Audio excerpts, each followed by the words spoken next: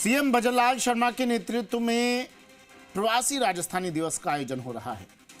सीतापुरा के जेईसीसी सभागार में सीएम भजनलाल शर्मा और राज्यपाल हरिभाऊ बागड़े ने कार्यक्रम का उद्घाटन किया। CM Bhajanlal Sharma, deputy CM Premchand Bairwa, दिया कुमारी समेत तमाम दिग्गज नेता इस दौरान मौजूद रहे। इस मौके पर देश और दुनिया के कई बड़े उद्योगपतियों और निवेशकों ने शिरकत की। प्रवासी राजस्थानी दिवस के अवसर पर राज्य सरकार 13 नई सेक्टोरल नीतियां भी लॉन्च कर रही हैं।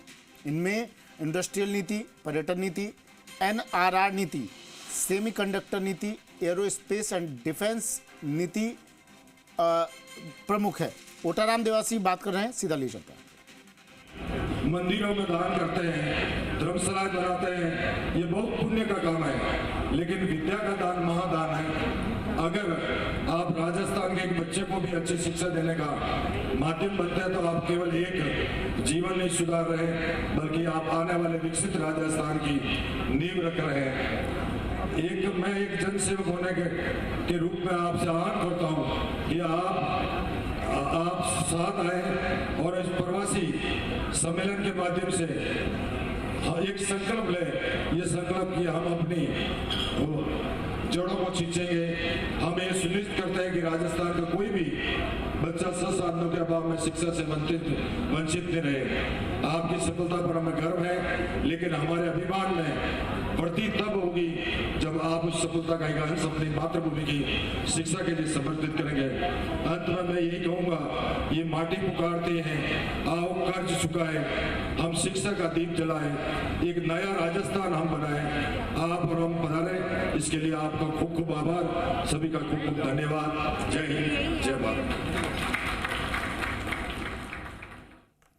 ओटाराम देवासी संबोधित कर रहे थे और जो प्रवासी राजस्थानी आए हैं उनका स्वागत, अभिनंदन, आभार जता रहे थे। इससे पहले मुख्यमंत्री भजनलाल शर्मा ने क्या कुछ कहा अपने संबोधन के दौरान, वो भी सुना देते हैं।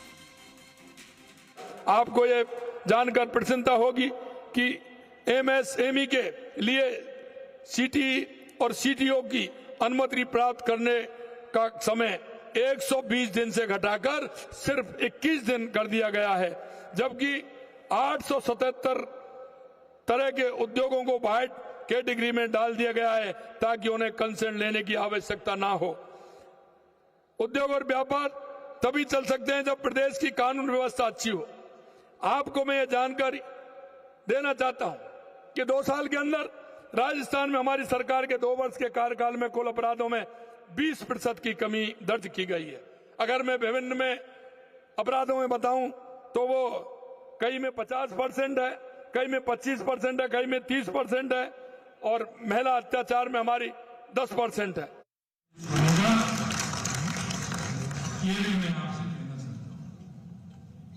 रिन्यूएबल एनर्जी का ये सत्र राजस्थान के वर्तमान और भविष्य दोनों के लिए अत्यंत महत्वपूर्ण है, क्योंकि आने वाले समय में सबसे ज्यादा आवश्यकता ऊर्जा की है।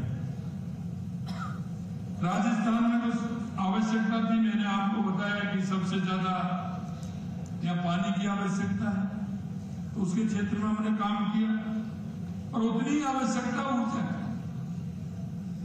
और हमारे सरकार आते ही आते हमने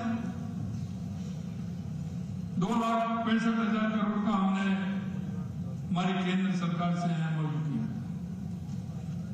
जिससे कि हमारे ऊर्जा क्षेत्र में हम आगे बढ़ सके। आज उसी का परिणाम है कि ऊर्जा में राजस्थान बहुत आगे बढ़ा है। आज दुनिया क्लाइमेट चेंज से जूझ रही है, ऊर्जा सुरक्षा की नई परिभाषा लिखी जा रही है और ऐसे समय में राजस्थान न केवल भारत के बल्कि विश्व अक्षय ऊर्जा मानचित्र पर अग्रणी भूमिका निभा रहा है।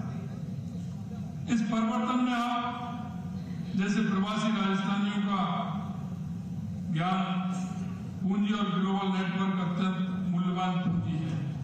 राजस्थान आज सौर ऊर्जा और समग्र अक्षय ऊर्जा क्षमता दोनों में देश में प्रथम स्थान है। तेज धूप, विशाल रेगिस्तान भूभाग, दूरदर्शी नीतियों ने मिलकर हमारे प्रदेश को सोलर कैपिटल ऑफ इंडिया के रूप में स्थापित किया है और वो स्थापित ही नहीं, लगातार हम उस क्षेत्र में आगे भी बढ़ रहे हैं।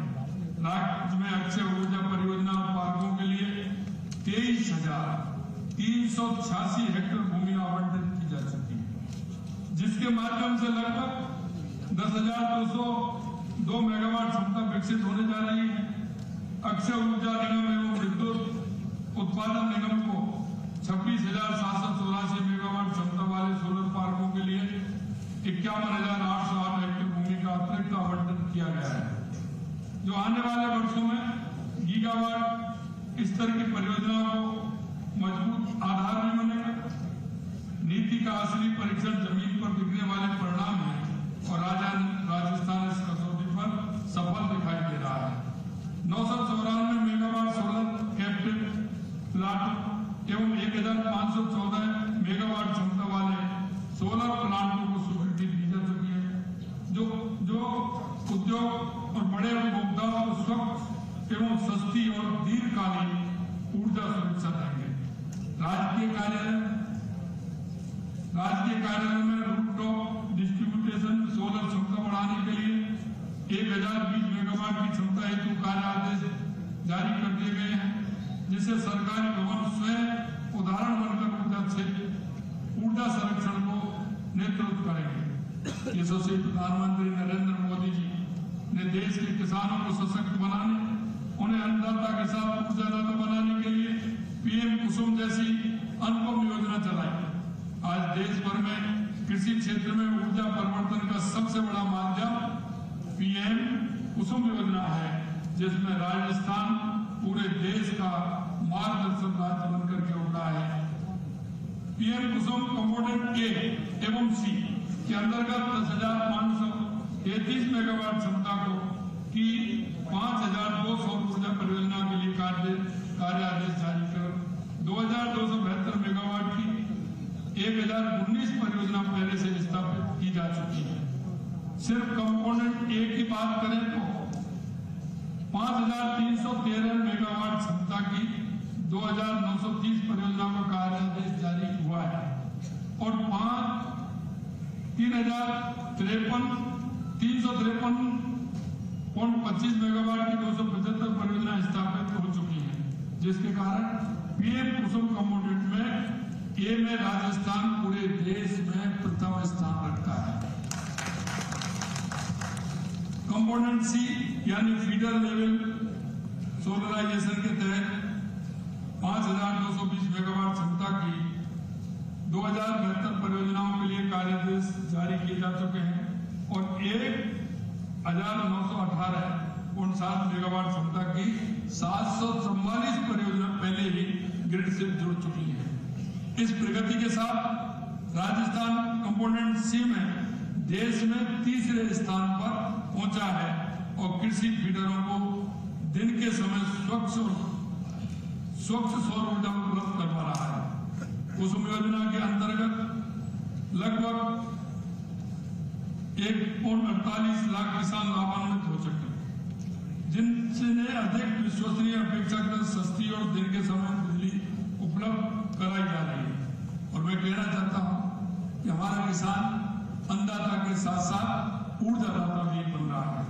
यह न केवल ऊर्जा संरक्षण और संवर्धन हो रहा है, बल्कि ग्रामीण अर्थव्यवस्था को नई स्थिरता में पहुंचा रहा है। जैसा हमने कहा कि राजस्थान के किसानों को 2027 तक हम दिन में बिजली देंगे। मैं आपको विश्वास दिलाना चाहता हूं, ये हमने 22 जिलों में हमारा काम प्रारंभ हो गया है। 22 जिलों में हम किसान को दिन में बिजली देने का काम लगातार हम कर रहे हैं। ऊर्जा संरक्षण केवल बड़े पार्कों से नहीं, घरों की छत से भी होकर गुजरता है। पीएम सूर्य घर मुफ्त बिजली योजना के अंतर्गत 428 मेगावाट क्षमता के 1,05,608 रूफटॉप सोलर संयंत्र राजस्थान में स्थापित हो चुके हैं। इसमें लाखों घरेलू उपभोक्ताओं का बिजली बिल कम हो रहा है और सौर ऊर्जा की हिस्सेदारी बढ़ रही है। पीएम सूर्य घर योजना में राजस्थान देश में 5वें स्थान पर और कुल रूफटॉप सौर ऊर्जा स्थापना में तीसरे स्थान पर है, जो आने वाले समय में बढ़ने की क्षमता रखता है। मित्रों, मैं आपको ये भी कहना चाहता हूँ, क्योंकि सौर ऊर्जा के साथ साथ जैसा माने हमारे कलेक्टर साहब कहते हैं। बैटरी स्टोरेज की भी आवश्यकता है, पंप स्टोरेज की भी आवश्यकता है, उसमें भी लगातार हमारी सरकार काम कर रही है। हमें 6000 का मिला था, हमने 6000 का हमारा पूरा हमने कर दिया है, उसका टेंडर भी हो गया है और हमारा काम हो रहा है। हमने केंद्र सरकार से और मांगा है कि बैटरी स्टोरेज में और हमें मिलना चाहिए। यही नहीं, हमने पंप स्टोरेज के लिए लगातार स्थान चिन्हित किए हैं, उसको भी हम करने वाले हैं। हम आपके माध्यम से बताना चाहते हैं कि आने वाले समय में राजस्थान ऊर्जा के क्षेत्र में आत्मनिर्भर भी होगा और ऊर्जा देने वाला भी होगा। ये देश के विभिन्न राज्यों में हम निश्चित रूप से ऊर्जा भी देंगे और मजबूत भी होंगे। और मैं कह सकता हूं कि आज सौर ऊर्जा के माध्यम से हमारा राज्य सबसे आगे है। आने वाले समय में और हम मजबूत होंगे। अंत में मैं आपसे इतना कहूंगा कि आप सभी भाइयों का योगदान, बहुत ही अच्छा योगदान हमको रहा है। यदि दोनों के बीच सही नीति और सही टेक्नोलॉजी और सही निवेश का सेतु बना दिया जाए तो राजस्थान न केवल भारत के बल्कि वैश्विक ऊर्जा का रोल मॉडल बन सकता है। एक ऐसा राज्य जहां सूर्य की रोशनी और देश की क्षमता मिलकर स्वच्छ और सस्ती बिजली सुनिश्चित करे।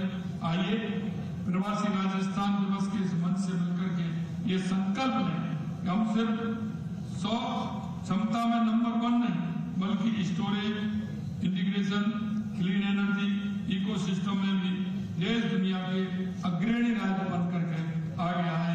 इतना ही मैं आप सभी से कहना चाहता हूँ। आप सभी इतनी बड़ी संख्या में, क्योंकि मैं देख रहा था हमारा जो प्रवासी राजस्थान दिवस जो शुरू में हमारे पास ऑनलाइन रजिस्ट्रेशन हुए थे, लास्ट में हमने देखा कि लगातार रजिस्ट्रेशन हो रहे हैं। हमको रजिस्ट्रेशन बीच में थोड़ा बंद भी करना पड़ा, लेकिन इतनी बड़ी संख्या में आज आप सभी लोग आए हैं। निश्चित रूप से मैं आप सभी का बहुत बहुत धन्यवाद देता हूं। और मैं कहना चाहता हूं राजस्थान के अंदर ऊर्जा के क्षेत्र में तो आएंगे, लेकिन किसी भी क्षेत्र में आप आएंगे तो निश्चित रूप से सरकार पूरी तरह से आपके साथ है। आइए इस राजस्थान